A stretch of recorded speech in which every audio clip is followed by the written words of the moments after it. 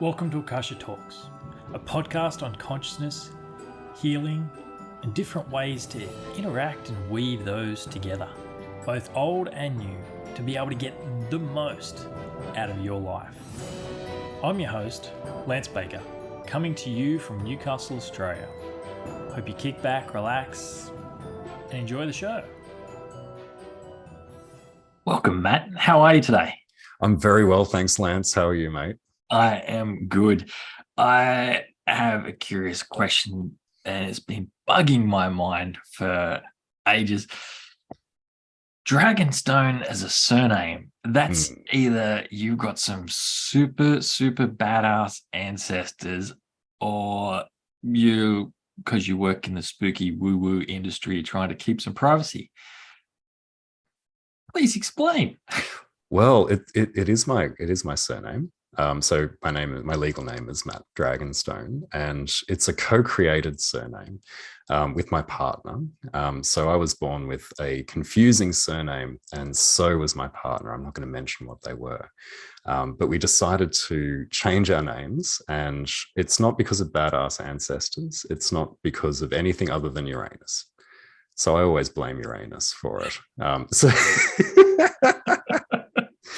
So I'm a super duper Taurian. I've got all of these planets in Taurus, and Uranus is transiting through Taurus at the moment. And so, it came very close to my natal sun. So my sun was just right up Uranus. And it's one of the manifestations are, radical changes in self-identity. And it just so happened that was the time that I decided with my partner to change my name, and we came up with it. It's an interesting story. It's the result of a ballet concert where the ballet in question was about a dragon who falls asleep and has a dream, and it just hit us one night, and we thought, yeah, Dragonstone sounds like a pretty cool name. Why the hell not? A very Uranian moment of why the hell not? Let's just go for it.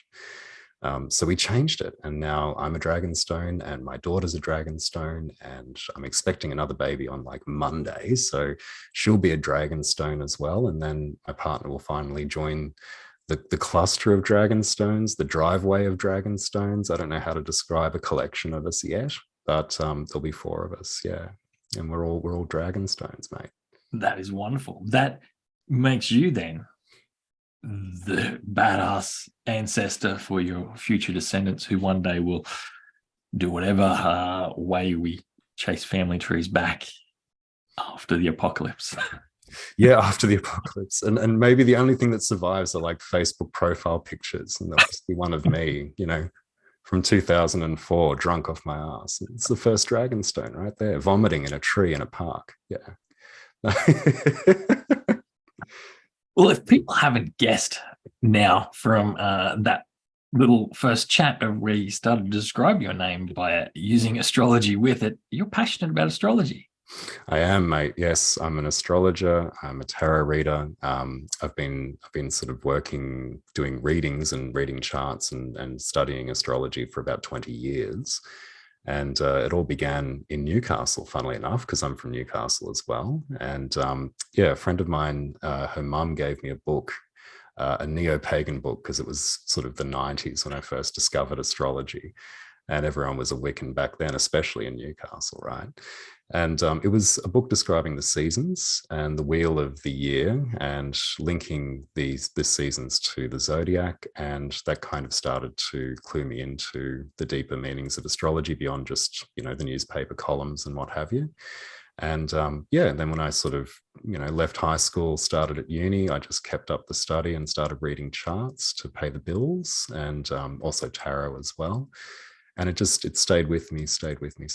And, everything else that I studied, I went on to study philosophy and literature and ended up doing a PhD in philosophy.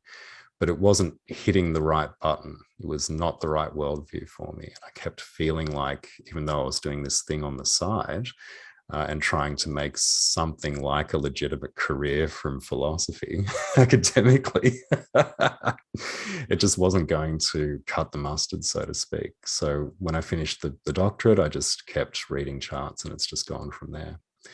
So that's me in a nutshell about astrology, mate. It's always been part of my emergent adult consciousness, put it that way. Awesome. Cool. For everybody listening on or watching on from home, why I asked Matt to come on the podcast was I asked a question in a forum of some help of understanding some complex astrology things, because I'm very much a noob with astrology and not fantastic with it, and he graciously helped me out with something and showed his knowledge is fantastic. And I liked his communication style, and there's been a question that has been bugging me for ages that I have not been able to find a good thing for, because I'm an Aussie and I'm curious about astrology. I hear things all the time where I listen to podcasts and video things, forecasts, different stuff. And the amount of people that just mention the Sibley chart and talk about the US chart and what things mean for the US, for where it's at, of like what transits are happening of different planets going through different houses, how that's going to affect America, and like what this means for the psychology of America and all the stuff like that. Every time I hear it, I'm like, why the hell is somebody not doing this about Australia? I want to know the psychology of Australia's chart. I want to know about how the future comes out for Australia, what that would sound like. And so I hit you up and you got excited. So that's fantastic. So that's what we're going to be talking about today, everyone, is what is Australia if you're looking at it from an astrology chart. And then we're going to get into a year ahead of what 2023 was going to look like. Yeah, geez Louise. Well, I mean, let's start with a huge philosophical question, my friend, my Sagittarius rising friend. Like, what is a country, Lance? Like, what is it?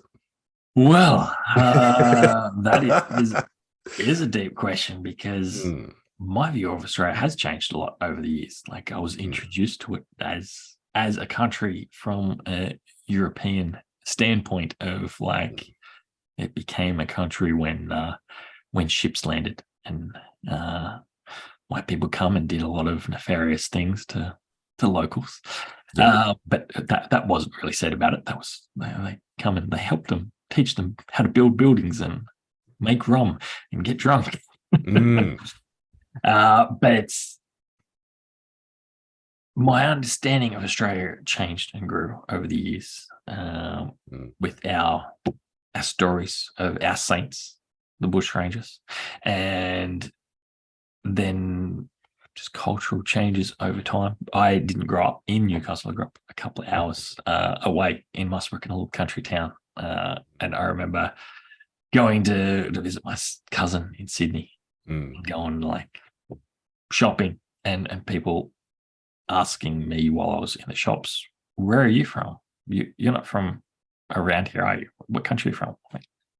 I'm Australian, because the city had been globalized and people lost the heavy accents that I used to have, and well, somewhat still have a bit of that Ocker accent, but not near as much as I did when I was a teenager. And for a long time I held those old views till I started to explore like what this country used to be and what it was. And so yes, that does affect me curiosity wise of, well, how could you do a chart of that? And then is that of the government? Is it of like when they landed a boat, when they first built a Parliament House, when they first signed a document, like people question of this US one of the Sibley chart versus the others, of what fits, and how do you see that of what is a true Australian culture based on the stars? Well, the answer to that is yes. Like the short and by extension incredibly long answer is it is a continent. It is a collection of First Nations that were brought into a pretty big confrontation with the British Empire. It's a colony. It's an act of taking possession of the entire east coast of Australia by Captain Cook in 1770, and then the arrival of the first fleet in 1788. It's the Federation It's the proclamation of all of the colonies prior to that as they slowly separated from New South Wales. It's all of these things go in to make up, the kind of context of a nation, right? And when we talk about something like Australia, we're kind of invoking all manner of different things because it's everybody's experience of the land and the landscape. So whether you're a first generation immigrant in Sydney, right, confronted with someone from Thunderbolt country in, Muswellbrook, Thunderbolt was a famous bushranger, I hope. Yeah, Thunderbolt. my nan tells me we're somewhat related to him somehow. But when I've Nice. asked her for specifics, I can't get those from her. So Yeah. I don't know. I think that's a wishful thinking thing. I've met a lot of people who think they're related to Thunderbolt. Nice one. But your Australia was fundamentally different to the people that you were meeting, to the point where they asked you if you were from a foreign country. And so there's a whole bunch of different ways in which you can carve up a country, right? And I'm sure the British are pretty good at that generally, but we can talk about Ours. experience. Ours, yeah. Ours and not yours. But there's all manner ways in which you can go about kind of describing what a country is. So whenever we speak about a country, at least astrologically, in order to make it practical and meaningful, we're going to talk about a governmental system today, but it's going to be a kind of act of decohering a wave function. Do you know what I'm getting at? That kind of, yeah. Since you started with that tricky question, you've inspired me for another tricky question, which is very much what I have not asked you to prepare for. No, that's okay. I know some people that are quite skilled of working out what somebody's rising sign would be if they don't know their birth time, because of such that impacting moment of British colonization onto this land. Yeah. Would you be able to postulate a guess of what the Indigenous Australia's rising sign might be? Right. Well, I mean, is there a transit that would be enough to say, oh yeah, this means terrible things? I thought about that. I thought about talking about that because, with Australia as a federal system with states that used to be colonies, where we're talking about like 7 or 8 different kind of groups of people that are unified under one federal banner. And that's complex enough to talk about. But also, I guess, 1,600 plus language groups and, incalculable ways in which they interrelated with one another. And, loosely kind of a smaller number of nation groups of tribes and clans that kind of identify within larger contexts. Would I be able to make a chart for Indigenous Australia? No, but I'm pretty sure it would be awful. It would be really, really quite sort of not the best chart to be starting things off with.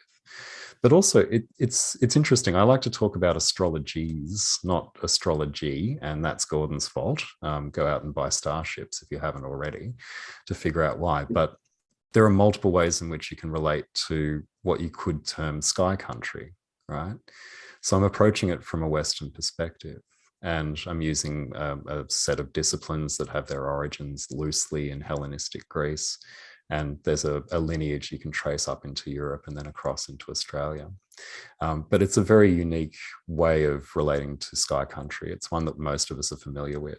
But the Indigenous peoples and their own relations with sky country is a story that they're probably better and obviously more sort of qualified to tell. I couldn't even begin to put into an astrological context what the impact of first contact with European settlers could have been. One of the charts that I found actually was for the moment of possession where Captain Cook took possession of the east coast of Australia in the name of the king. And even in that moment, his diaries, I read part of his diary for the 22nd of August, 1770, just to determine roughly when that rising sign would be, because we didn't have an exact time that possession took place. But in that action, he shot and wounded 2 Indigenous people who had come down to the beach to see him. So whatever it is, it's probably heavily martial. we could describe that in our language as heavily martial, heavily Saturnine. Probably Pluto was there doing, what Pluto does best, as we'll find out later on for the rest of Australia. But yeah, it must have been it would be very difficult to put it into that kind of language. Yeah, and I wonder if it's even sort of something that you could think about doing. Yeah. It is. It's heavy, man. It's heavy. That is an intense start. I had not heard about that diary entry, but it pretty much sums up what followed. Yeah, definitely. Let's have a look at that chart. Actually, that's probably like the prehistory of colonial Australia, and I think it's really important, actually. Yes. So I might just bring it up if you want. Yes, please do. For those listening along just on audio, this is also on YouTube, and you'll be able to see the chart there with that. Apologize, I didn't mention that earlier before we started. Transition to YouTube. This moment will be hard to find. Time code should be similar. All good. I'll describe it sort of, through the wonderful visual medium of audio. One moment, I'll just quickly bring it up. There we go. So let me know when you can see what I see. I can. Yeah, marvelous. Cool. All right. So we kind of have a bit of a prehistory here with this particular chart. So 22nd of August, 1770, Cook in the evening makes landfall at a place called Possession Island, which is sort of loosely near Botany Bay, Port Jackson, around that sort of area in Sydney. And, the interesting thing about this chart is that it tells the story of an emissary arriving by sea to take possession of an island in the name of the king. And we start to see a bit of a story that we can trace through to Federation about what makes up the Australian psyche. Right. So first of all, it's got Pisces rising, and the sun is in Leo, and the midheaven is in Sagittarius, and it's ruled by a really strong Jupiter in Sagittarius right up there in the 10th. And so what we have is, the arrival by sea, that's Pisces rising. We have, the adventurous quality of Jupiter on, the midheaven, basically, in Sagittarius. And the sun, which we can take as a kind of stand-in for, the authority under which Cook acted, is in the sign of the king. It's in the sign of Leo. It's nice and strong in the 29th degree of Leo. But one of the things that we start to notice with this particular chart for the 22nd of August, 1770, is the sun and Saturn are together with one another, and most of the other charts for significant moments with Australia's history feature the sun and Saturn together. And we also see, interestingly, the moon is in Virgo. It's at 18 degrees of Virgo, and so it's within something called the second decan of Virgo. A decan is a measurement of 10 degrees of a particular sign. Each sign has 30, so each sign has 3 of these decans or decans. And so this repeats itself over and over again. And so we have, the sun and Saturn together indicating the beginning of that structure. We have, the moon in Virgo at 18 degrees taking possession of something, drawing a delineation between inside and outside. And that's something that kind of spiritually, psychologically, politically, and what have you, goes on to characterize the Australian psyche. Because we're all about what's here on our island fortress and who can come here and who can't. And, that relationship to the past has been about what have you taken, what can you give back? So it all goes into that kind of milieu. And it's a really interesting chart, actually. Yes. That's what you described is what history says.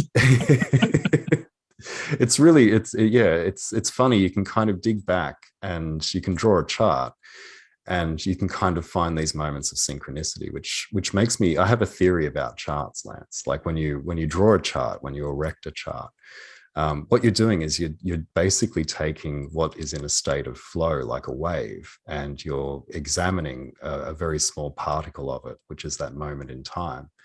And it's got a lot of similarities to the way in quantum mechanics, not to sound too much like Deepak fucking Chopra, but, you're decohering a wave function. When you look at something, you're taking it out of a flow state and you're collapsing it down into something that's analyzable and examinable. And in this instance, we're starting to see these recurrent themes. That 18 degrees of Virgo, or that second decan of Virgo, keep an eye on it. Sun and Saturn together, keep an eye on it. And then also obviously Sagittarius and Jupiter, and how that sort of moves into the Australian mindset as the lucky country, right?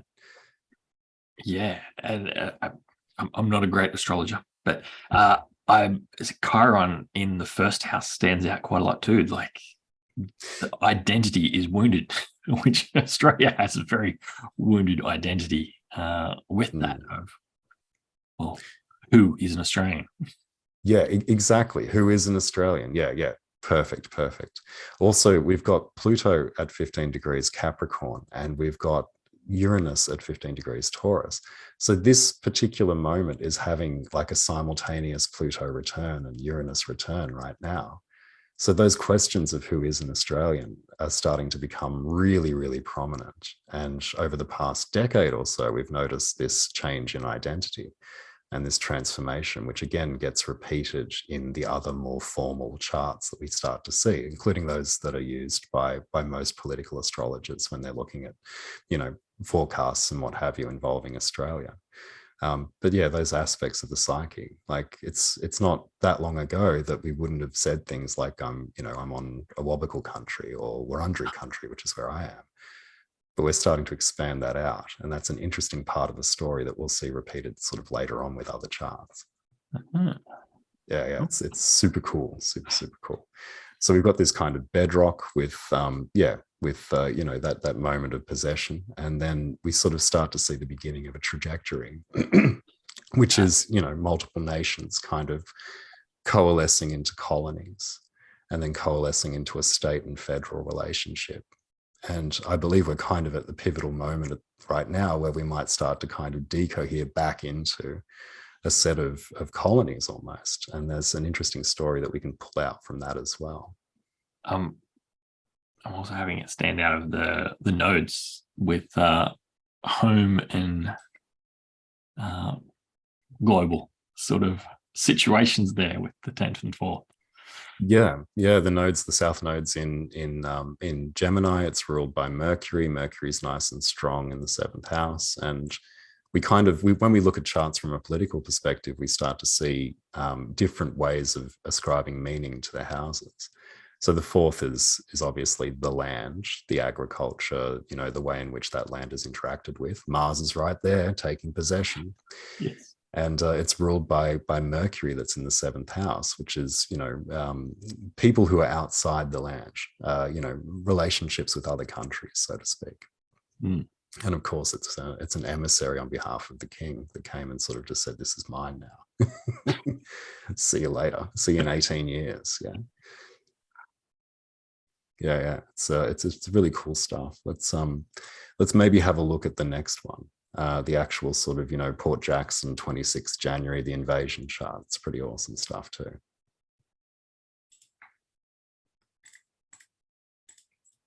Now, hopefully you can still see that one.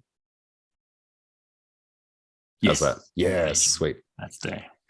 All right, so we're starting to see a little bit more of that kind of trajectory in the Australian psyche here with that famous date, 26th of January, 1788. And this is when the first fleet sort of popped up on the scene, more or less, right?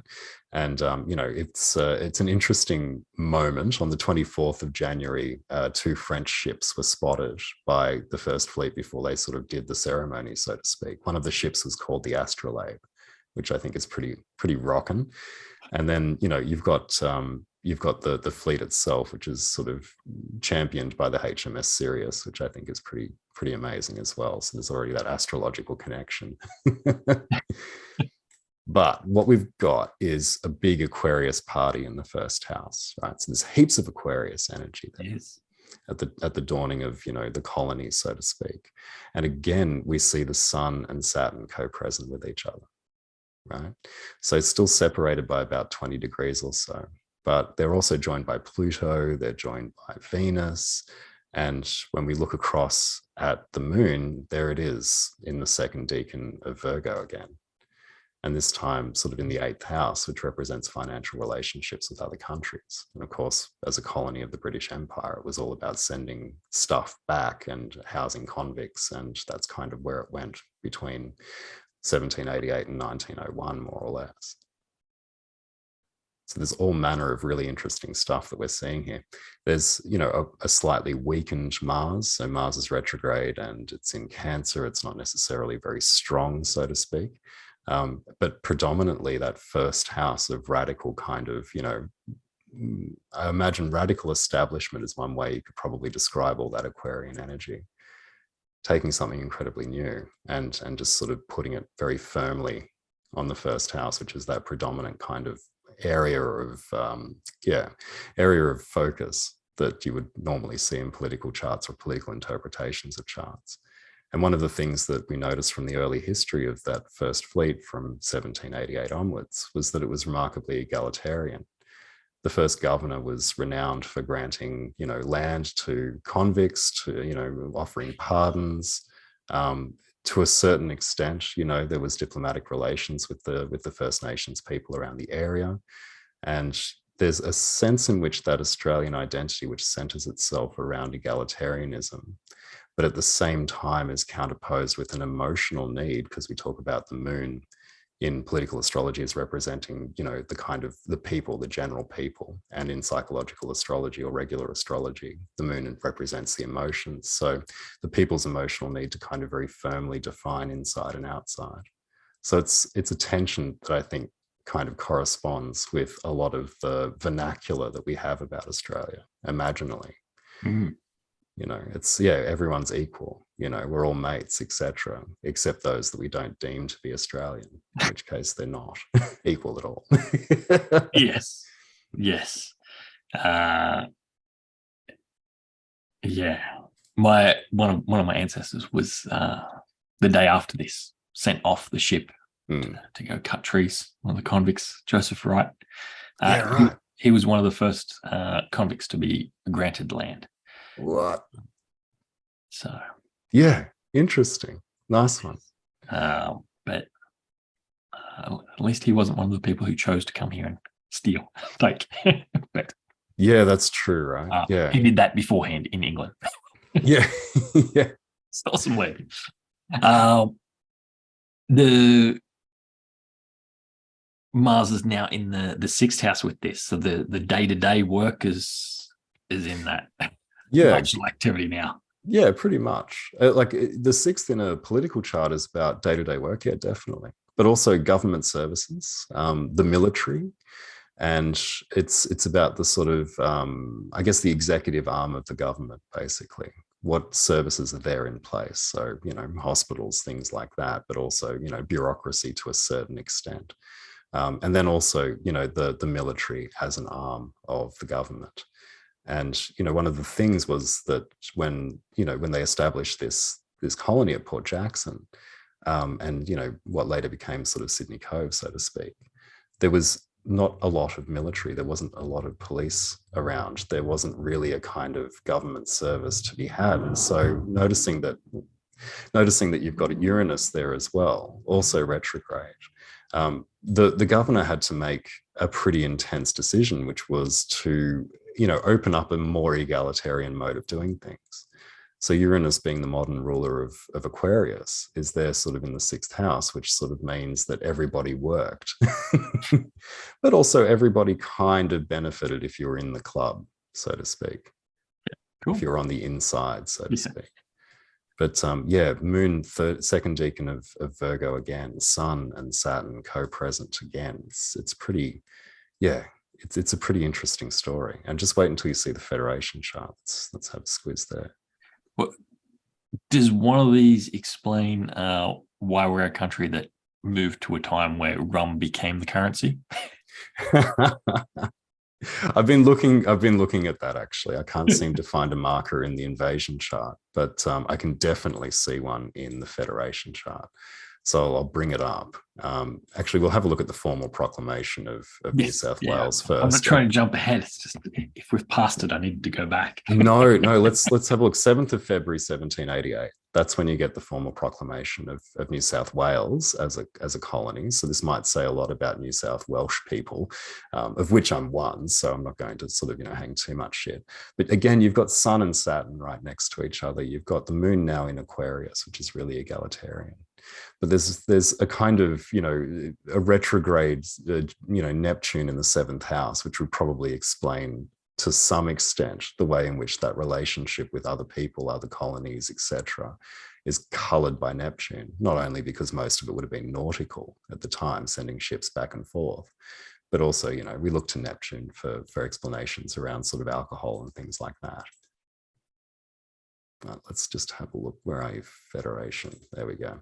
This is way more telling of how, alcohol features in the Australian mindset. Granted, it's 1901, so it's probably past the times where rum was the exclusive form of currency. But you've got huge amounts of Sagittarius right up there in the 9th house, right? And that's just party central. But looking again, you've got Sun and Saturn really close to one another. This all sort of points towards something really significant in the Australian mindset, not just the heavy hand of authority constantly being part of the story right up until 1901, given that we were a penal colony, etc. But you've also got structure and the necessity of structure. And the invasion chart and the federation chart, I think, are both really significant because of all of the Aquarius in the invasion chart. Saturn's just been through Aquarius and we haven't really had the most amazing time, right? And then we look at the federation chart and the Sun and Saturn are both in Capricorn and the midheavens in Aquarius. And prior to Saturn transiting through Aquarius from 2020 to, late 2020 until March of next year, 2023, we've got that Saturn transit crossing, the Saturn of the federation chart, the Sun of the federation chart, the midheaven of the federation chart, and then also bringing to bear a whole bunch of Saturnine energy on that huge Aquarius party that we saw just before. So it's changing. Like we're in a state of flux, more so than in previous decades. And I think this is also part of that sort of story that we're telling with the federation chart as well. Lots of Sagittarius energy, lots of that in the 9th house, lots of politically, when we look at the 9th house, we're looking at sort of wealth and banking, and we're looking at the way in which we relate to other countries, long distance travel, foreign nations, etc. We've got the descendant opposite the ascendant. So the descendant is in Libra. That's ruled by Venus, that's in Sagittarius in the 9th. So we have that kind of diplomatic relations with distant countries. So in 1901, we were still very much tied to Britain and to empire. And that's also, evident from that 10th house sort of Sun, Saturn co-location, right? But interestingly, Mars is in the 2nd decan of Virgo. So the lunar story has been taken over by a martial story around the 2nd decan of Virgo, which is that in its more extreme manifestation, it's all of the traditional sources listed as xenophobia, right? And if there's something that we've struggled with in terms of our identity, it doesn't characterize our whole identity. It certainly characterizes a portion that we need to work on. It's been, the difference between inside and outside, who's Australian, who's not, and the fear of the outside. But Mars is 11 degrees Virgo. It's in a square. It's squaring off against Venus and squaring off against Uranus.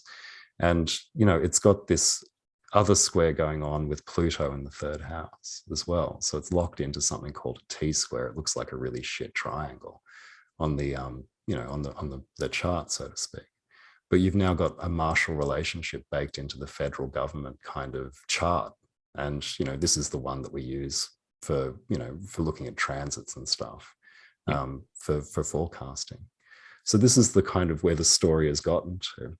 There's the moon, which represents the common people, and that's in the 2nd house of possessions and money, and that's definitely part of the mindset. It rules the 4th house of literal houses, land, agriculture. Australia's sort of famous at least internally, for the premium we put on houses, right? And the way in which we kind of emotionally just go and invest our money in housing. But it's also very close to the node, the South Lunar node. So you brought this up before, the nodal axis, right? Yes. It's moved from the fourth house of land, and it's now in the second house of possessions, right? And money that you kind of make from your possessions, which for the most part being in Taurus and ruling the fourth, it's about sort of the money that you make from the land and how you've got a difficult relationship to the past. The South Node represents the past in Western astrology. And there's this kind of emotional need to kind of reconcile and almost, learn the karmic lessons by unraveling the past and the money and the possessions and the stuff that you've called your own. And that's up against a T-square from Mars in the sixth that is just putting a whole bunch of martial fire behind the whole who's in, who's out debate, and squaring it off against Uranus and Venus and Pluto. And it's a really, really intense chart. So what is Australia? I'd probably say that Australia is this story of who's in, who's out. A story of the sun struggling to express itself in the ever-increasing shadow of Saturn. It's a story of possession and possessions. It begins, as far as I'm concerned, with the European history in Australia. It begins with possession in 1770, and we see the themes repeating themselves and baking themselves into the psyche. Energetically, that makes for an interesting political landscape, right? It does. Harry, question for you then. Saturn is often themed with like time, the old man, that ancestry pathway, and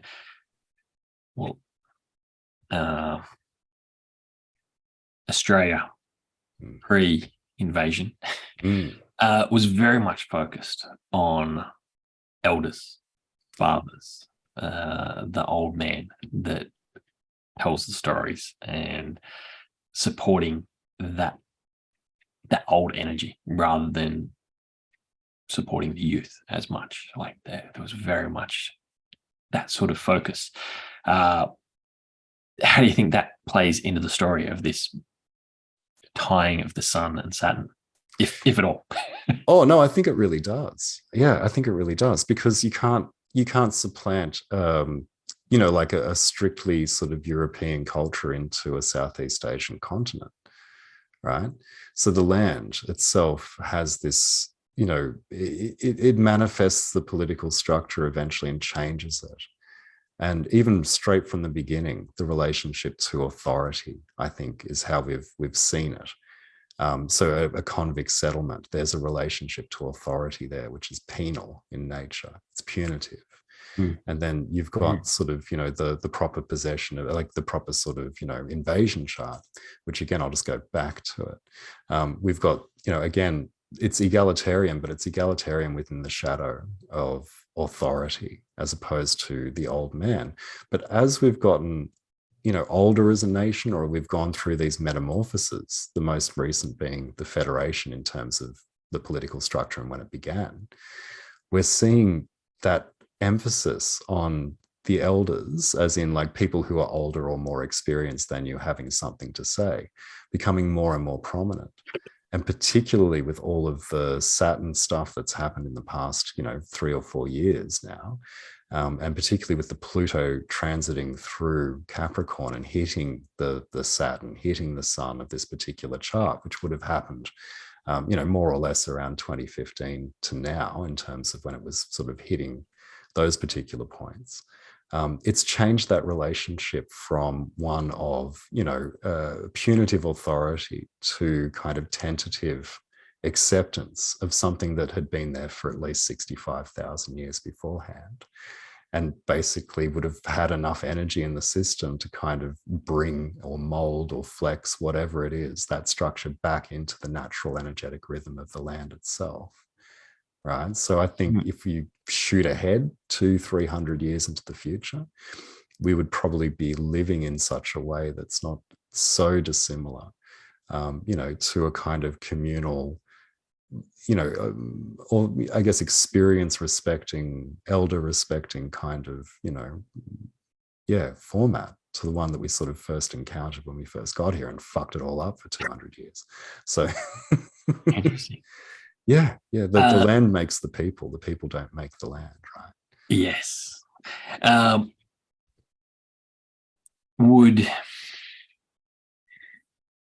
Where within all of these would it fit of this? I find Australia interesting that, like, we, for a while, and I thought the last couple of years would have played out slightly differently because of the way what I was still raised with it in school and everything. We worshipped the bushrangers, like they're the heroes of Australian culture.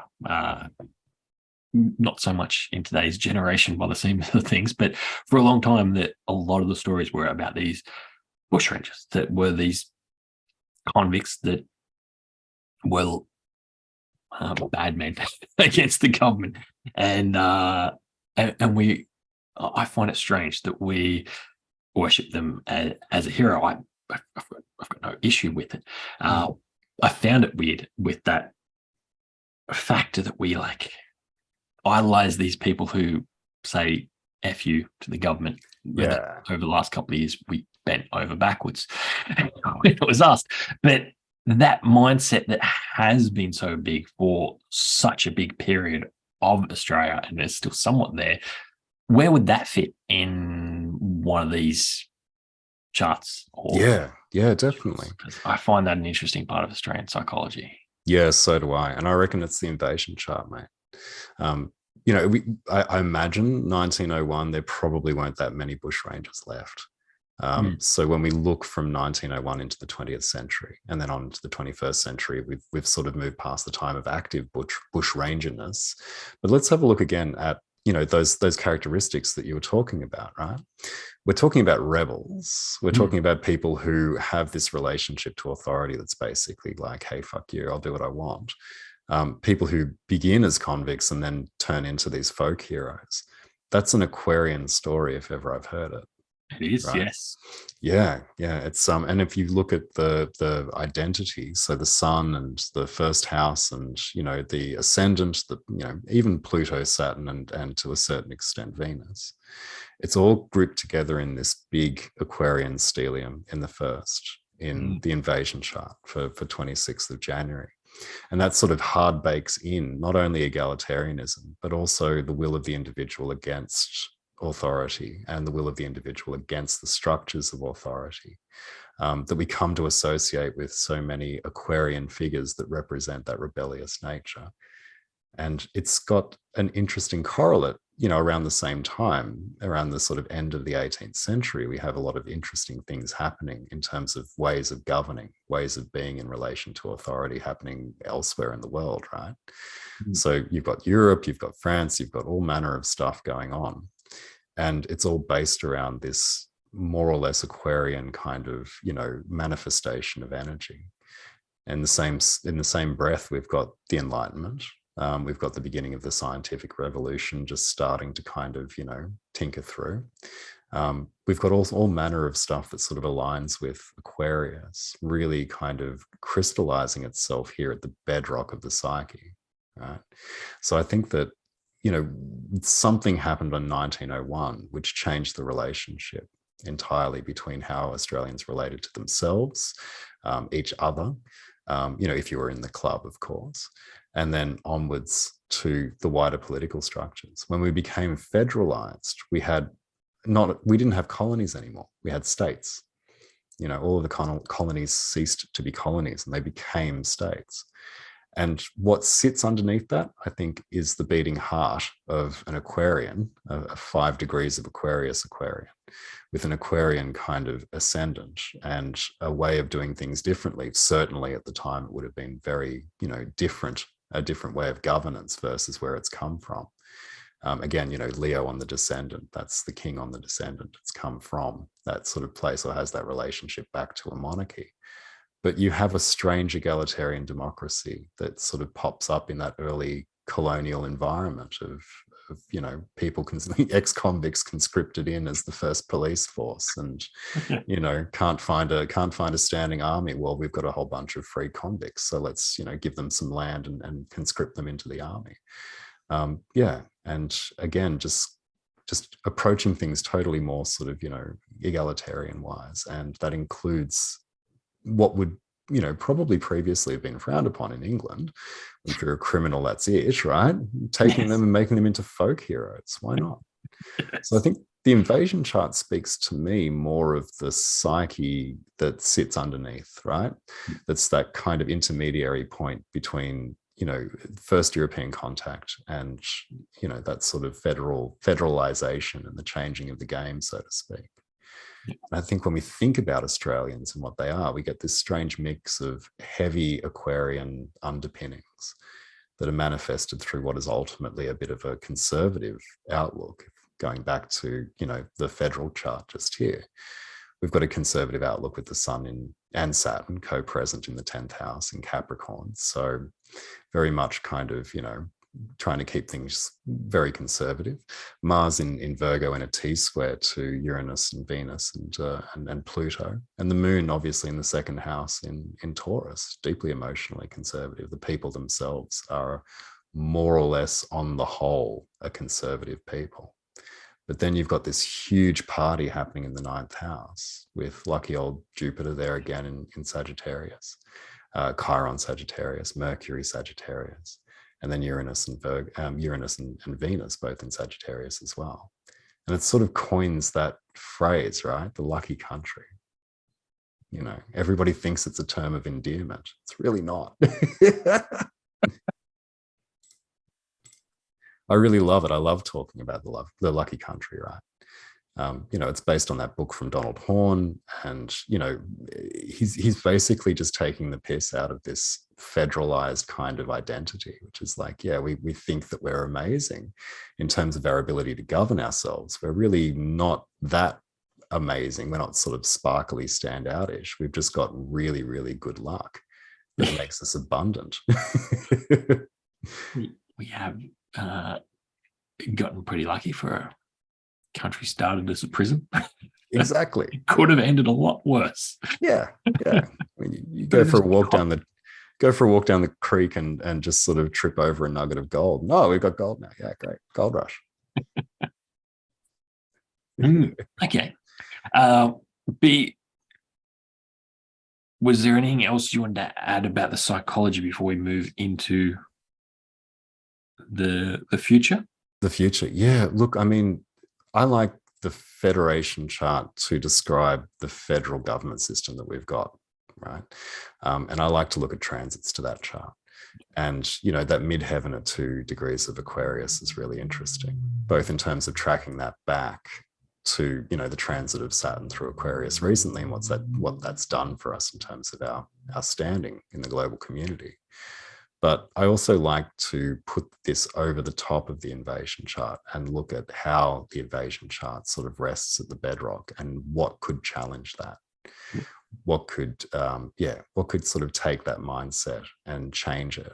And already we've seen a bit of a drastic kind of change in what it is to live in Australia in the past kind of 3 or 4 years with all of the lockdowns, pandemics, things like that.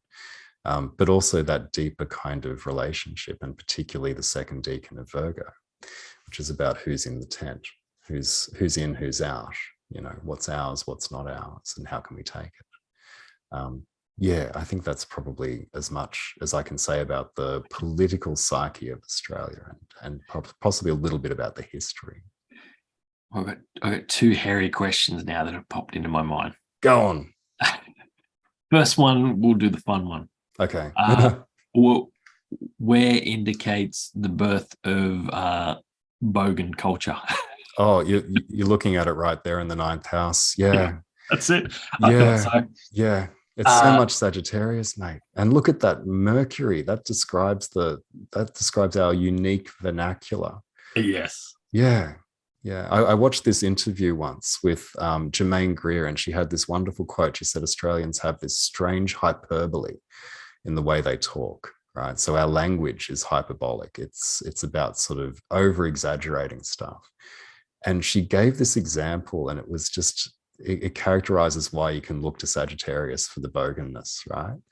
And she said, a great example of this hyperbolic language is, oh, this cunt's so fucking generous. He'd give you his asshole and shit through his ribs. So, don't know if I could swear on the show, but, yeah, it's fine. But that's it, right? That's Mercury and Sagittarius with the language side of our culture, right? And then you can look elsewhere, Venus in Sagittarius, like this is our idea of beauty. And, geez Louise, show me a Kingswood that isn't the sexiest thing on earth, right? Made to travel long distances, 9th house, right? Yeah. I like that answer. Nice. So the hairier question, which it could be one you're very much prepared for next year, okay. But maybe it's a long way down the track. But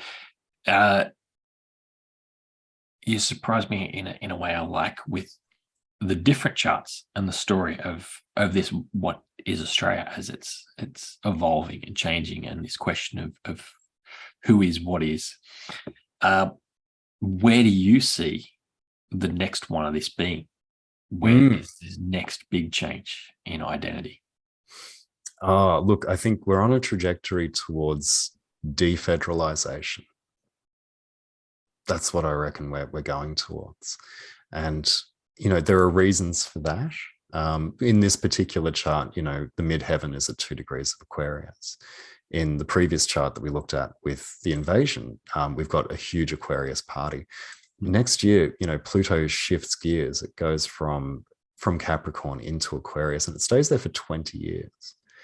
And it's staying there for 20 years in a pretty intense global context, right? And I feel like there's going to be, at the very least, a huge transformation of that psychological bedrock that underpins how we identify as Australians.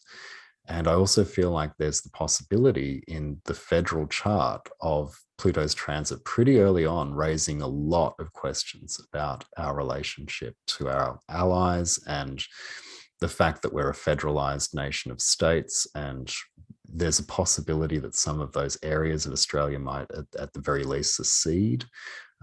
Or, there could be some amalgamations of states. We don't necessarily know how that's going to go. But the energy is sort of lending more towards that decoherence from federal back to a kind of, colony / kind of state / almost separate countries. And then potentially, maybe in a couple of decades, even decohering again back into a landscape that is, at least on paper, not that dissimilar to what Cook would have discovered in 1770, which is groups of loosely associated people. I like the sound of that, but yeah. I don't have faith in the governments we have that would be nice. I see giant walls everywhere. As long as Dan stays out of New South Wales or my communities, I'm fine at the moment. We're trying our best to keep him out of Victoria, I'll be honest with you. Yes. I don't know how successful we're going to be this year. Unless he's shipping here to a cell. I'm fine, thanks. Yeah. Sorry if you're watching this, Dan, but that's how it is. Yeah, you are. Yeah, no, that's where I reckon we're heading. Yeah, I think we're heading to a very radically different way of interrelating with ourselves. And in the same way that the land makes the people don't make the land. Right? If you've got a pre-existing culture that has been here for 65,000 years, and the way in which they were encountered by Europeans was as a collection of groups of people not too large in size, relating harmoniously with each other and with the land around them in a way that's more specialized, and with their own sort of governing structures that are uniquely kind of adapted to the landscapes in which they lived out their lives and they were in relation to. Heading back to that isn't that bad at all, really.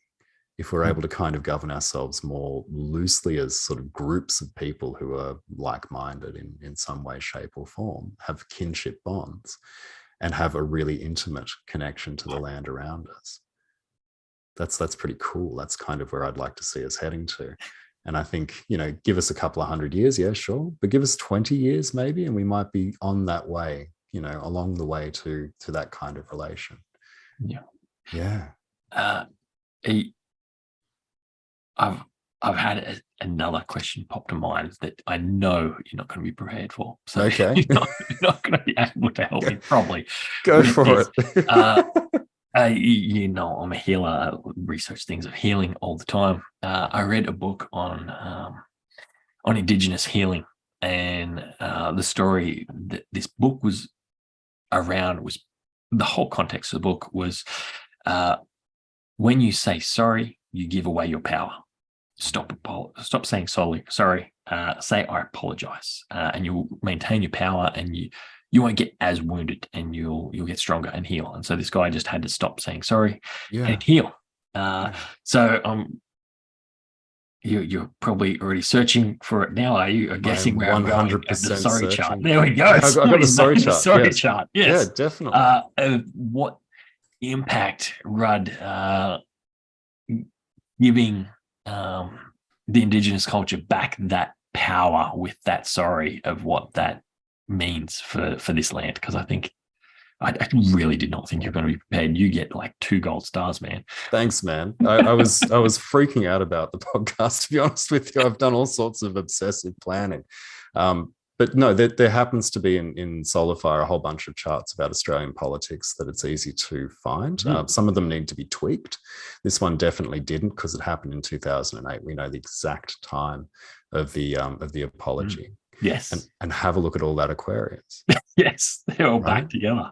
Yeah, they're all back together. We see, in the 11th house of allies, allegiances, friendships, the sign of the friend, basically, of Aquarius. And we see the sun very prominent there. We also see it separating from Neptune, which would have been that moment if you capture this as a particle, a waveform that's decohered into a particle. It's also very, very far from Saturn.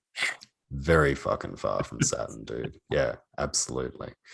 Saturn's not even really technically within that much of a tight orb to Mercury, which governs the sort of, the act of legislating, the writing down, communication of the laws. And so what did that apology do for the energy of the land? I think it reasserted something which is part of the bedrock of the Australian psyche, at least the European Australian psyche, which is that heavily Aquarian approach to the other, which is egalitarian.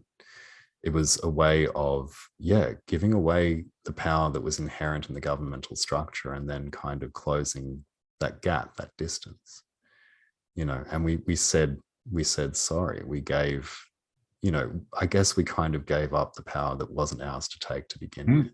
Yes.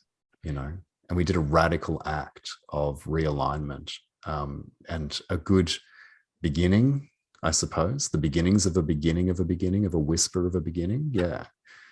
Yeah, towards something that could take us into a different relation with the people who came here before us, who were here before us, and who we sort of, put outside of the tent, so to speak. Absolutely nothing in the second decan of Virgo, by the way. So that's probably another reason why it was so free, as a political act, at least. But I will note, it was when Pluto was very, very early in its journey through Capricorn that we had that kind of act of purging, really, because Pluto is a purgative energy. And, this happened within a federal system, which, as we saw in the federal chart, has, Capricorn as the sun sign and, Capricorn as the Saturn sign. And Pluto just front loaded all this kind of purgative kind of qualities into our 10th house, or the 10th house of this particular chart, so to speak. And there was that sense in which the beginning of the change to the federal structure happened, and it happened in a mode that harked, I suppose, back to the bedrock as that intermediary point between European contact and federalism. I think it was the beginning of something radically, radically different happening deep, deep within the psyche of Australia that we're going to see more manifestations of as the decades go on. Awesome. I didn't prepare for it, by the way. I didn't realize you were going to ask that, but I did know that I had the chart. So yeah. Well, since you said you did so much preparation, is there something you found that was a cool story that we haven't touched on before we move into Oh, scoping the future. a cool story about the Australian mindset. Look, I mean, the Jermaine Greer quote really sums up. I've got to go back to Bogans, right? I have to go back to Bogans because we've got so much Sagittarian energy there, and we have a strange kind of love-hate relationship with the Bogan nature inside us all, right? You calling me Bogan? No, I'm no more than me. I'm from Newcastle too, mate. Grew up opposite the cemetery in Sandgate, bro. So but yeah, there's this kind of it's a wounded vernacular because Chiron and Mercury are so close to one another. It's generous to a fault because you've got Sagittarius there at 25 degrees, Jupiter there at 25 degrees Sagittarius. And, it's this kind of unusual grating quality to that particular aspect of Australian culture, which stands at odds not only with, the Capricorn sun, the Saturn, the Capricorn Saturn, but also the Taurian moon that just wants things to be quiet and nice and accumulating interest. And that's because of that, that square from Mars in the 11th, Mars at 11 degrees of Virgo in the 6th house, just forming that T-square. So it's marvelous. I could spend quite a long time researching how the Sagittarian side of things pops up for us. And of course, fucking sport. Like there's just so much Sagittarius there in the ninth. It explains our sport as well, right? The fact that we're so into it. Most of us, anyway. I don't count myself as one of those. My claim to fame of being the opposite of a typical Aussie male is I have never watched a full game of any sporting event ever. Nice. Unless you count motocross or skateboarding. I do. National identified sport. I don't know the difference between a sport and a non-sport. I'm so unfamiliar with it. I think I went to a Knights game once at Marathon Stadium, back when it was Marathon Stadium. I don't know what it is now. But no idea. No idea. Yeah. Big, ugly red thing. And blue. Nice. Yeah, no, that's pretty much the only insight. That wonderful kind of Sagittarius stellium, all the players in there, the fact that it's in the 9th house, the fact that it at once calls us to a deeper, the 9th house is religion and belief and the judiciary, and that seems to have manifested so far in the federal chart with, focuses being on federal kind of judiciary and state judiciary and the differences between the two. But there's so much Sagittarius that calls us to a religious or spiritual relationship to the structure that we use to govern the land that we live on. And it just hasn't managed to get out there yet. At least not in a way that enters into the vernacular, so to speak. Since so many charts popped up there, I'm going to guess there's an extra one there that might be interesting to see then. Parliament House changed. Did that have an effect on the Australian government? Shit, I think you've got me. I think so. Let's have a look. I'm not trying to catch up. I just see scrolling through so many different charts. I was like, oh wow, maybe the Threadbow landslides in here, the opening of the stock exchange. When did Parliament House go? It was like the 60s, wasn't it? I think so. I can't even know chart everything in there. Oh yeah, totally. Kim Wilson as well. Yeah, let's have a look. 70s. I'm just trying to remember the grandfather. I thought it was 80s actually, because I kind of remember my grandfather buying a coin to celebrate it, and so he was either showing me one that he bought before I was born, or it's post 80s. I don't have it in here. Oh, I'm so sorry. Damn. That was a hairy last minute thing. No, that's all right. I like to be prepared though. I'm an earth sign. All right. Okay. Well, you exceeded my expectations of what astrology could show in a chart that really does sum up Australia. That was way more interesting than my imagination that was already excited to find out told me. So now I am curious, since the main thing is, the main thing I notice people wanting to know about astrology is what's happening What do I need to look out for? What is on the horizon, a forecast situation? Yeah, What does that definitely. mean? All right. So we can, we when we do political forecasting Yes. using national charts, we're kind of doing what astrology was sort of originally there for, at least, in sort of basically from Hellenistic periods and Mesopotamia and so forth, kind of onwards into the Middle Ages. And it's only recently that we started looking at, natal charts, the past kind of several hundred years. Originally, astrology was all about the health of the nation, what's going to happen to the nation and what the health of the rulership is, kings for the most part, right? But we can kind of translate it across into democracies quite easily. So one thing that I find that's really useful for seeing what's coming down the pipe is to take a chart like the Federation of Australia, find out sort of what that says, whether it's the current chart for the nation, which it is, and then have a look at the precise moment that the sun moves into Aries, at the time that, that at the time that occurs in the location of the capital, which is Canberra. So I'm going to bring it up and we'll sort of start from there and have a little chat about what Aries ingress charts can kind of do and how they can kind of go towards explaining what's happening in a given period of time. So here's the Aries ingress chart for March of 2023, and it's set to Canberra. And this chart is the same across the world, except that the location determines a different rising sign and a different house placement for all of the planetary energies, which are locked into place. So looking at the federal Aries ingress chart for the 21st of March next year at 8:24 a.m. in Canberra, we see some pretty awesome stuff. And it's basically that same principle of taking something that's in flow, like a wave of experience through a political system in this instance, and picking a moment to decohere it into a particle and having a look at that particle and looking for ways in which patterns emerge and seeing how they can kind of tell us stuff, right? So it does put the start of the year around March. So we'll have a bit of a chat about 2023, entering into 2023 from 2022, basically. Okay. So if we have a look at, I'm just going to quickly find that Capricorn ingress chart.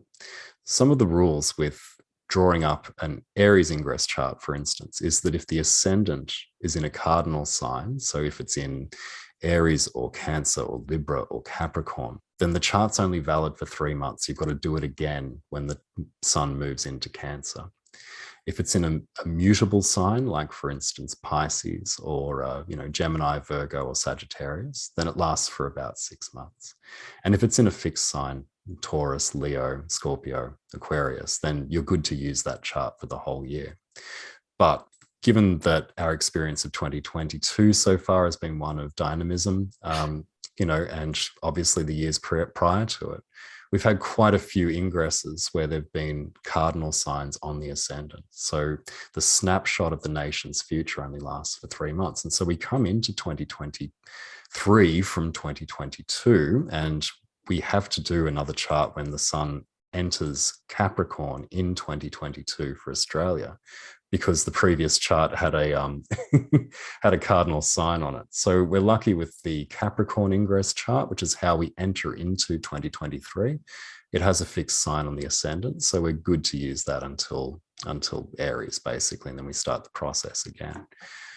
But so if we begin from, say, the 22nd of December 2022, 22nd of December this year, there have been 4 charts for 2022.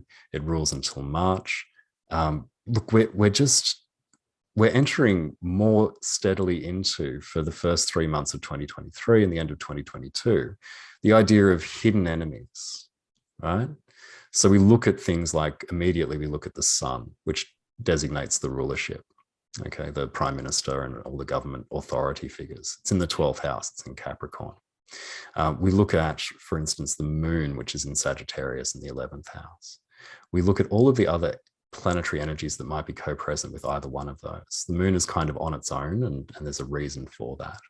And then we look at sort of, what's with the sun. We've got Venus, we've got Mercury, the media the communication sort of devices that we use. We've got all sorts of stuff. We've got Pluto, espionage, organized crime, political underground, archons, the 1%. And they're all locked into the 12th house, which in political astrology means secret enemies, right? So we're having, even now, we're sort of in the last stages of the previous chart for 2022, and we're starting to see a higher narrative or a more intense narrative around invisible enemies. That continues into 2023. The invisible enemies are viruses of various descriptions, actual viruses, COVID, but also hackers, right? Secret enemies that pop up and steal all your shit.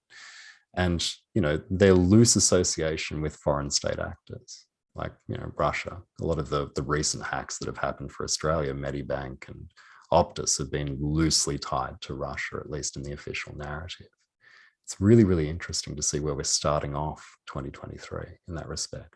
We probably should give a pretext of a very quick overview of a theme of is the next 12 months or so, or 13, since we're starting with December. Is that more like, let's say, a year like 1990, 2000, let's say 2020. I don't know, like, there's been wonderful years, there's been not so wonderful years. What would the overall theme be? I've heard some things from like Gordon and Austin, from Cam White, that globally doesn't sound fantastic. It sounds very similar to 2020. Yeah. Okay, so let me people know whether they need to sit in the middle of their seat, edge of the seat.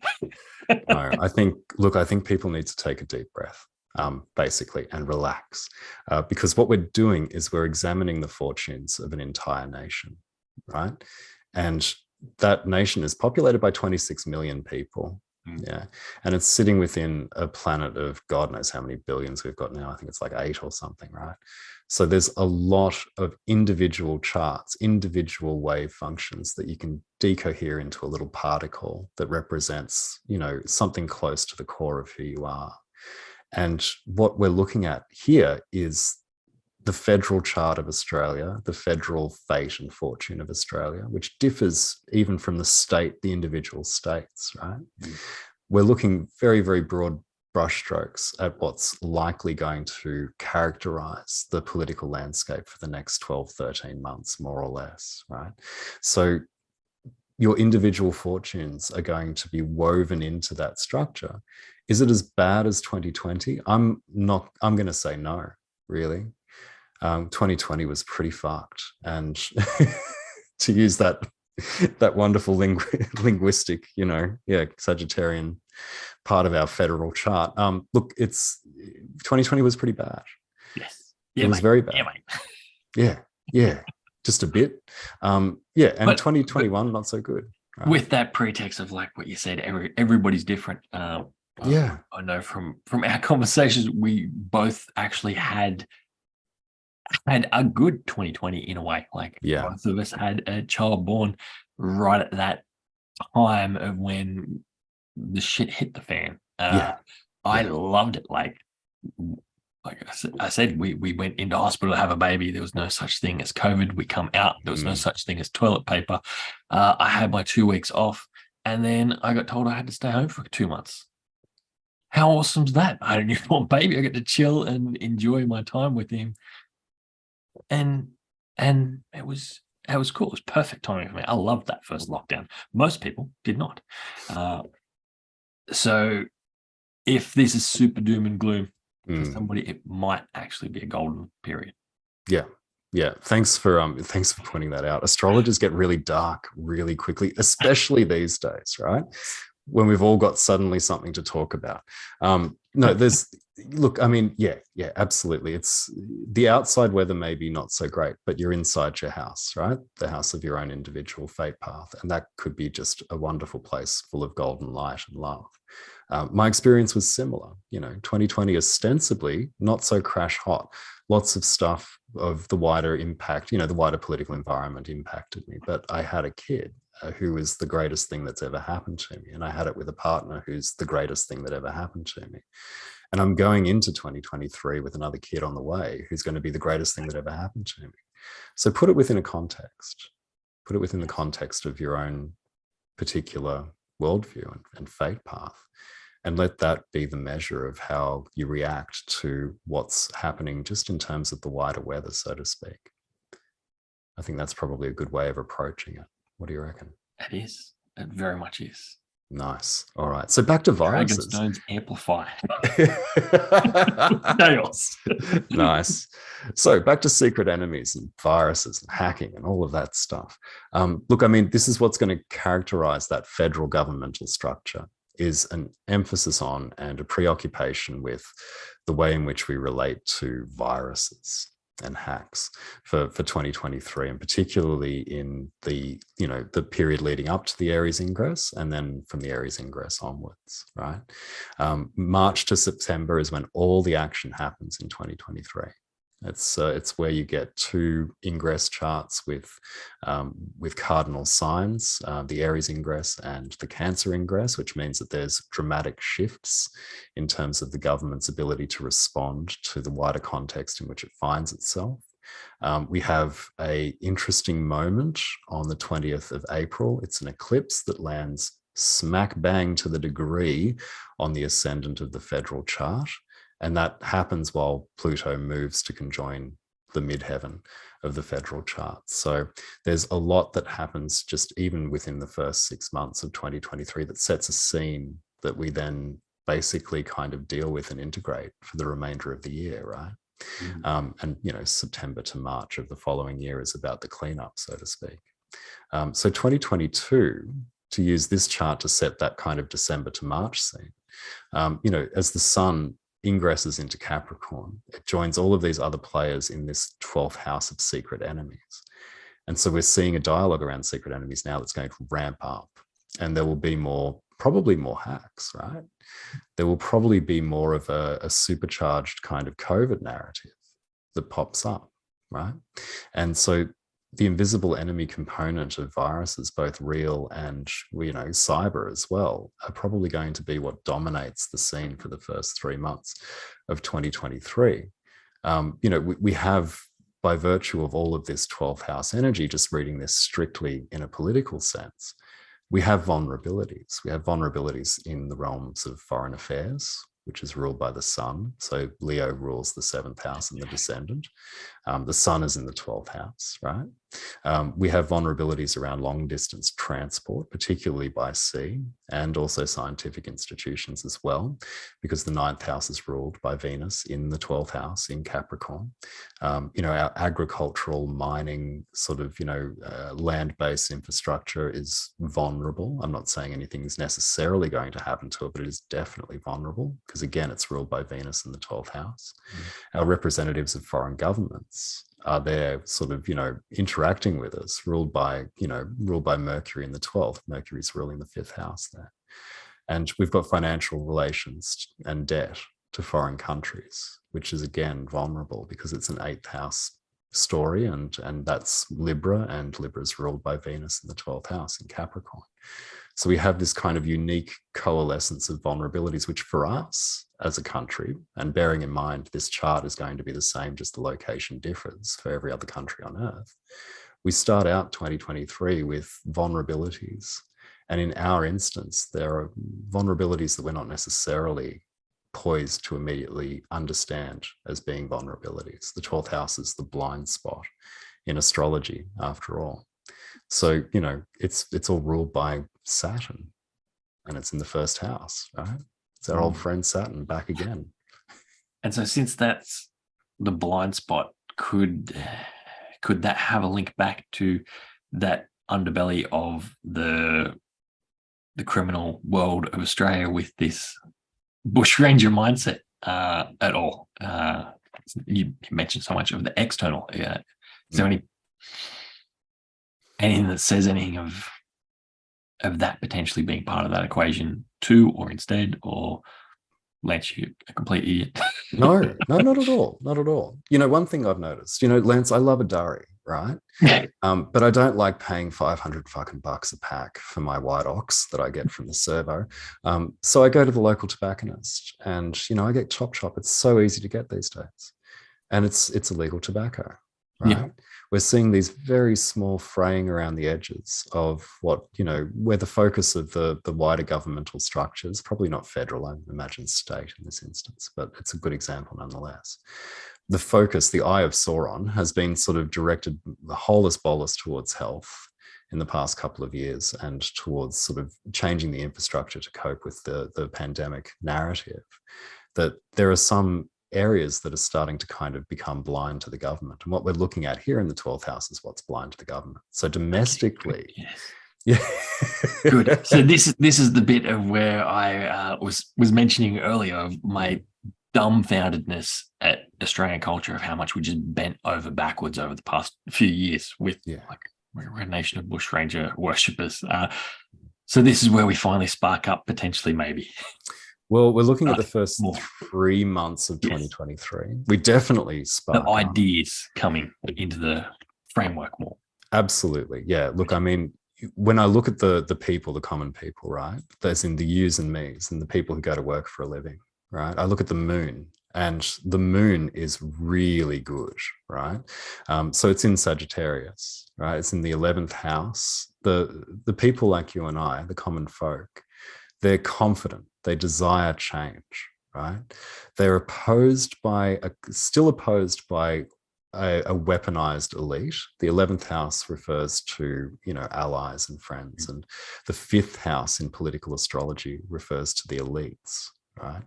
And so you've got Mars there at retrograde in Gemini, and it's at 11 degrees of Gemini, and it's moving backwards, and the moon is moving forward from 9 degrees of Sagittarius. So the common people do still have to contend with a weaponized elite. But what we see is the beginnings of hope and the beginnings of desiring change. And, you know, there's still a narrative of invisible enemies that's sort of deployed as part of that weaponized arm of the elites to keep us sort of firmly in our place. But the people are kind of buoyant. Yeah. They're totally, the government's eyes are distracted, focusing on chasing hidden enemies and secret enemies. And a lot of the, you know, the media that we'll get is about that. Meanwhile, I'll still be going for my bag of chop chop for 28 bucks for 50 grams from your local tobacconist, right? And, you know, I'll still be smoking scoops on the street, just walking along, not with a kid, obviously, but just whenever I get a moment to myself. And if Dan is listening, that was just a fibby story. Yeah. But, you know, like. And so with the people with that, because Mars is retrograde, that story of what this kicks off is going to be coming back again. Yeah. Jan, Feb, roughly, I'm guessing from that. Definitely. Yeah. So we have a distracted government, basically, and we have sort of seeds of grass being sown, not grassroots stuff just yet, but we have seeds of grass being sown in the psyche of the people, basically, in the first 3 months of 2022. You know, and this is kind of what characterizes that first sort of period before we head to the beginning of, I guess, the astrological new year, so to speak. Yeah.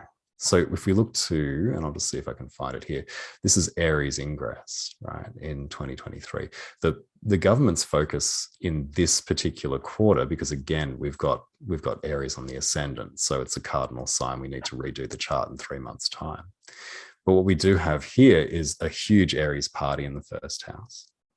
And we have a martial intercession, right? So we have Mars going direct in the 3rd house. And we start to see the beginnings of what characterizes this solar cycle, right? Which is a focus on inland logistics, media, telecommunications. We've got everything sort of ruled by Mars in the 3rd house. So our focus as a nation is ruled by the predominance of telecommunications, media, and that sort of logistical sense of getting stuff from A to B. And it's something that sort of rules over the authority figures, the sun, the rulers, so to speak, our diplomatic relations with other people, Venus, the media, the tech side of things, ambassadors, transports, as well as the judiciary as well. and bankers and wealth. So there's this focus all of a sudden that comes into the internal domestic infrastructure and how that kind of relates to the political structures that sort of rule over them, so to speak. And it's a story of transiting from, the Capricorn ingress to the Aries ingress, of the invisible enemies being met with direct force. It's a very, it's red hot basically as a chart. I mean, look at all that red in the chart. It's huge, so much Aries energy there. And then we've got an eclipse that happens at 29 degrees of Aries, and that happens on the 20th of April. So we get 4 eclipses a year, right? The last kind of couple of years, the eclipses have been pretty nasty because we've had the pandemic narrative beginning, then Omicron in the end of 2020, 2021. And then you've got sort of other eclipses that seem to correlate with increases in the amount of sort of pestilence in the land, so to speak. I look at the eclipses of 2023, and the only one that sort of stands out as worth keeping a very keen eye on is the eclipse at the 20th of April. Because it's at 29 Aries, it's right on top of the ascendant of the federal chart of Australia. It's happening as, Pluto has ingressed into Aquarius and just kind of front loaded all of that purgative sort of, function that Pluto is known for. It heads within 2 degrees of the midheaven of the federal chart. So we're looking at potentially quite a huge disruption within that first, quarter, so to speak. So March to July, the Aries ingress. And the 20th of April is a huge flashpoint. I'd keep a very keen eye on it.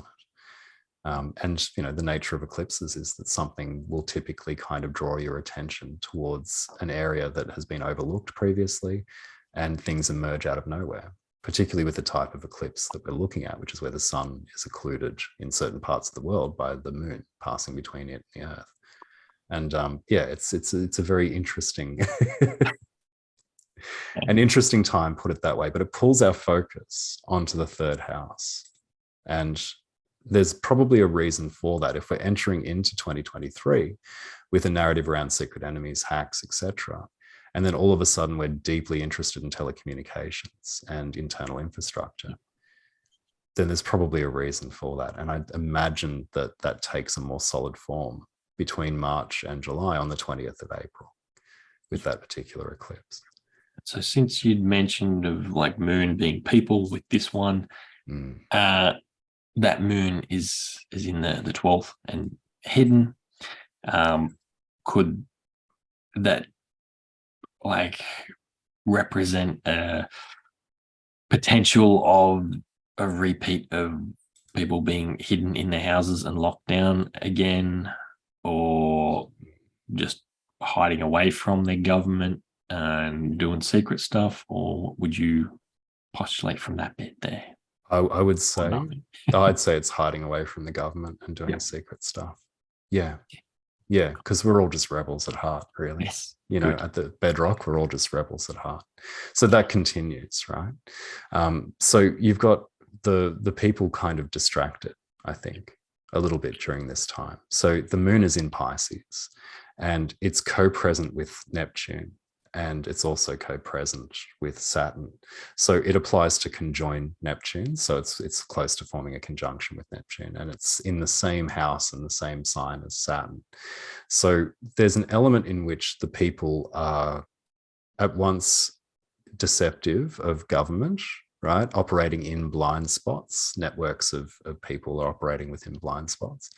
But there's also a sense in which the people are kind of illusioned, so to speak, probably by a narrative that still has a lot to do with that first 3 months, and using events that occur as justifications for, the confinement that can happen in the 12th house. Yeah. It's, the people are ruled by Jupiter in this context, right? And Jupiter's right there on the ascendant, and it's ruled by Mars. And the 3rd house in political astrology will also, basically say a lot about the communication networks, including media communication. So we can expect narratives to be, one way in a federal sense, the federal narrative to say X, and the people to continue to do Y, basically. Yeah.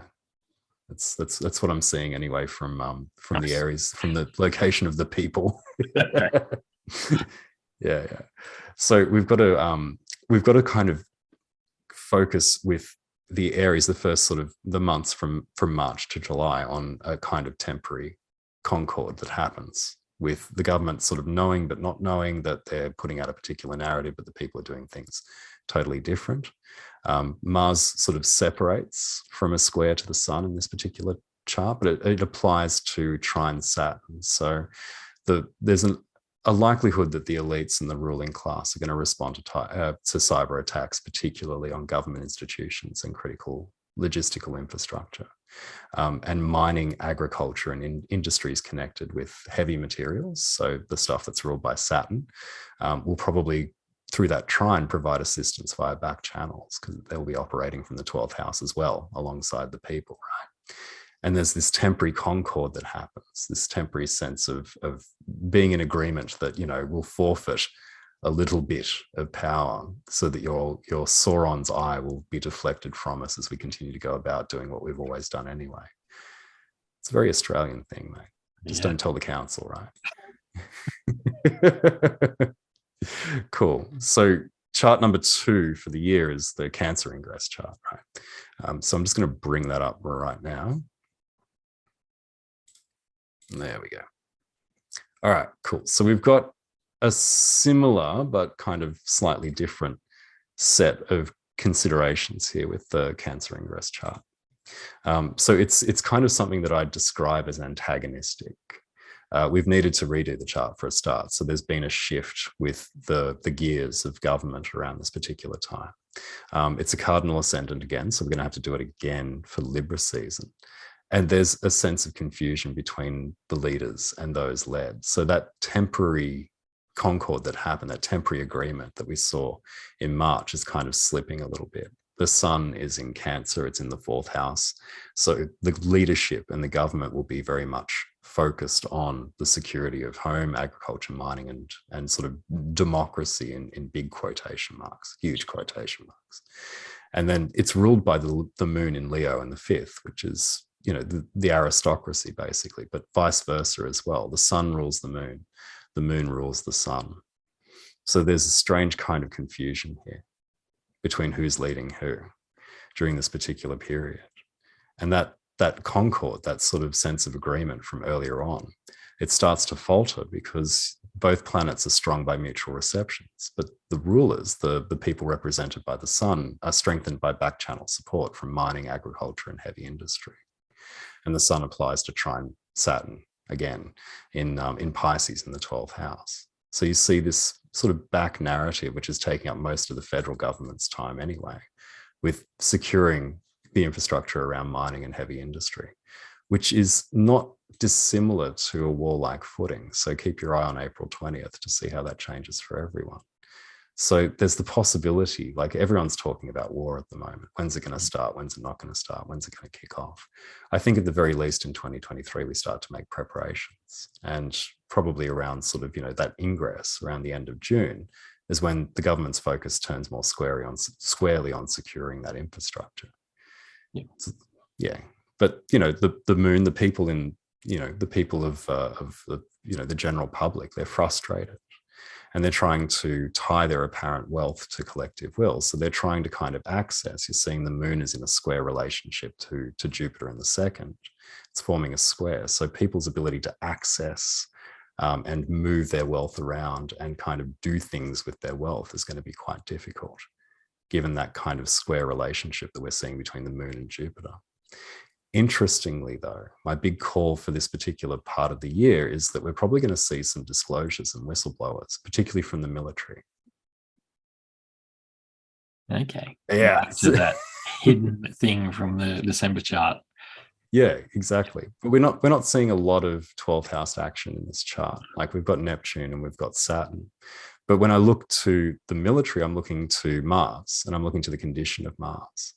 And so the military arm of the ruling class is Mars, and it's hamstrung by financial interests that seem to be calling the shots, so to speak, which is Uranus in the 2nd. They're in a square relationship in this particular chart.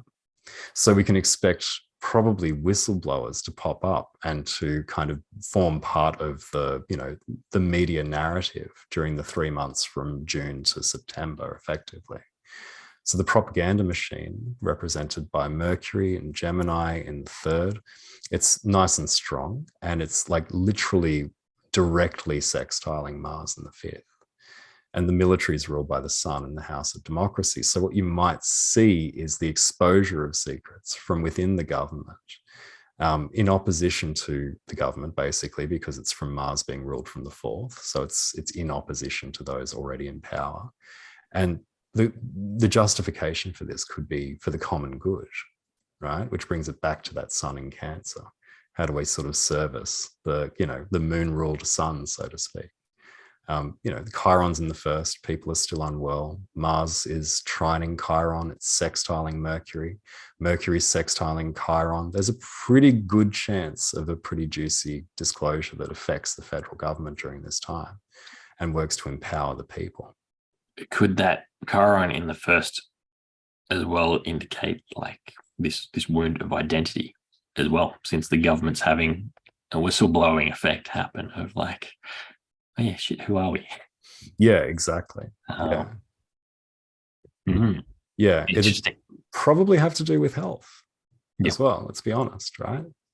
So who comes out from within the kind of executive arm of the government with a media release about health that kind of ties it all together quite well and does so in the common good? Who knows? We might see something actually sort of happen in the official, maybe even the mainstream media around that time. And I think it's going to be juicy enough for everybody to kind of be talking about it, at least until we get to that sense of, having to redo the chart again in Libra season. Yeah, it's pretty awesome. But there's also this sense that the government will struggle very, very hard to maintain the control that it has, primarily because you've got Pluto in the anaretic degree of Capricorns. The anaretic degree is the 29th degree, basically. And it's the point at which the planetary energy just expends as much of the energy as possible within that sign, and before switching signs. So you start out in Aries season with Pluto at 29 degrees of Capricorn. It scoots across into Aquarius and gives us a tiny taste of what's to come. It stays there for not a very long period of time at all, and then goes retrograde back. And then, by the time it gets to Cancer, it's already there, sort of at 29 degrees yet again. It's square to the nodal axis at the Cancer ingress as well, which is very interesting, because what it says to me is that we can expect governmental structures to publicly display some pretty extreme autocratic power, some displays of power, basically, from March until September, in response to what happens potentially around the end of April with that eclipse. So, is there a possibility of being confined to your home? I'm going to say no, but I wouldn't 100% rule it out, because we might have a little bit of heavy-handedness from the government, the federal government, trying to sort of maintain control, and a momentary outbreak around the 20th of April. Okay. So it's interesting stuff, right? Sure is. Yeah. Cool. So let's have a look at the... Much more interesting than hearing people talk about Sibley frickin' chart. Yeah. Do you know that Sibley knew Mesmer? No. Yeah, he did. I know a lot of... there was a lot of mesmerists in early America. I think Civil War was a big mesmeric hit of action. But no, I did not know. Yeah. Sibley knew Mesmer. Yeah. No, Sibley was into Mesmer. And he used, I think it was London to do the coordinates for the chart, even though it was in Philadelphia where they signed the declaration. It's got a long history that again points to that whole waveform decohering into a particle and just choosing it. Because I think it's an accurate chart. Not to talk too much about Sibley and piss you off, but it's Sag rising, just like you.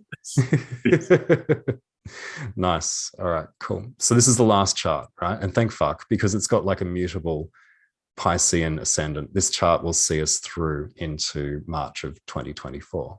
Right? Yes. It'll round out the year.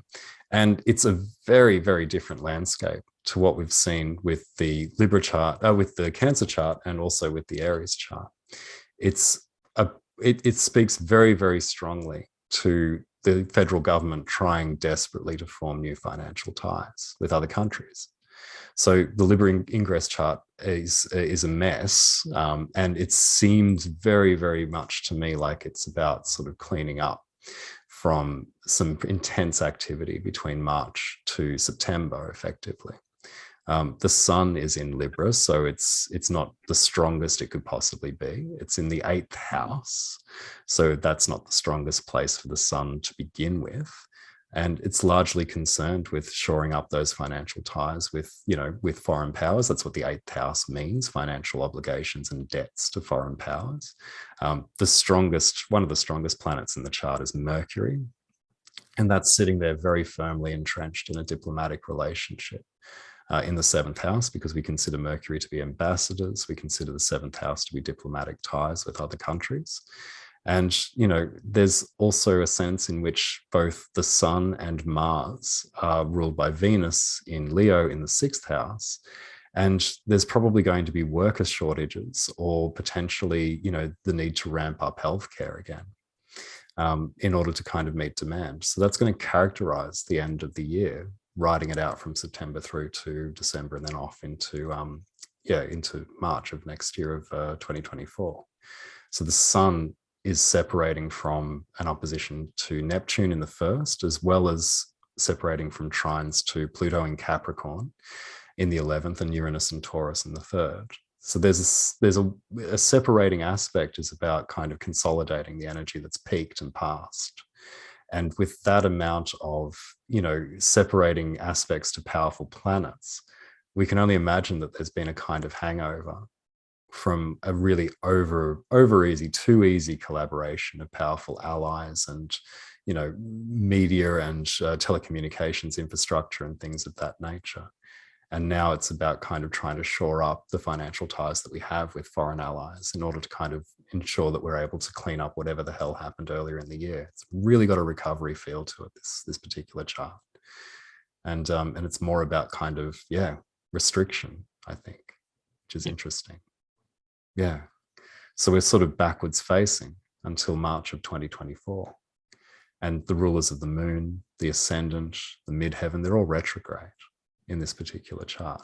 So we're all looking backwards at what happened in the first half of 2023. And, the sun is weak in Libra, but also the people are weak as well in Capricorn. So the moon is in Capricorn, which isn't the best sign for, in political astrology for the people to be in. It's ruled by a really ambivalent retrograde Saturn in the 1st. And, the moon in the 11th indicates that we're at best pessimistic about assistance from allies, but we're reliant on them nonetheless. And our focus with that public image and governmental structures from the 1st house to the, in the midheaven and the 10th house is ruled by Jupiter retrograde in the 3rd again. So there's this, focus on internal logistics and communications that just sticks with us all year. And, that we can't get away from. The military are also weak as well. So Mars is in Libra. It doesn't particularly like being in Libra in a political sense. And there's, every likelihood that while the military might remain at home, they may be deployed to help, sort of deliver government services effectively. The infrastructure needs to jump into action pretty quickly. And, the 8th house isn't a particularly amazing place for the sun to be in. It's the house of death. It's not good. No. Yeah. So, there's that to consider, right? We've got the sun's ruler right here, which is Venus, and it's applying to a square to Uranus. And the narrative and keeping the kind of consistent federal narrative on track is going to be really difficult, right? Because Uranus is in Taurus and it's in the 3rd and it's upsetting all of these logistical things and, upsetting that communication structure. And it's at odds with the necessity of national services being deployed, right? The information we receive from outside, from Mercury in the 7th, right, coming to us from our relations with others is probably going to be noticeably different from the narrative that the government is trying to kind of perpetuate, so to speak. Yeah. So there's that characterizes the remains of 2023. And so, the last half of the year is about other people's stories, I think. It's Mercury rules the 7th and rules the 4th house in this particular chart. It's about outcomes of diplomatic talks directly affecting the people, directly affecting trade, agriculture, mining, things of that nature. And we're more reliant on usual than partnerships, considering that Mercury is in the 7th and the moon is in the 11th. And all the while, these kind of, 8th house financial sort of deals are happening in the background as well. It's an interesting end to 2023, like a recovery, basically. Yes. A lot of our money is tied up with mining. So Yeah. that fits with a pretty easy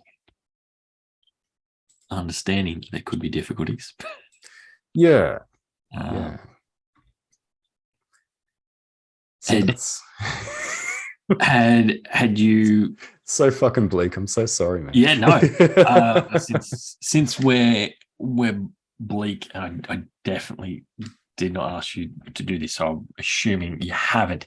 But I'm curious if you have looked at how Australia pairs with any of the major others of these political things, like China or US or Russia, since they're key allies, key trade, or key movers in things that are happening right now, of chess pieces being moved around on the global board.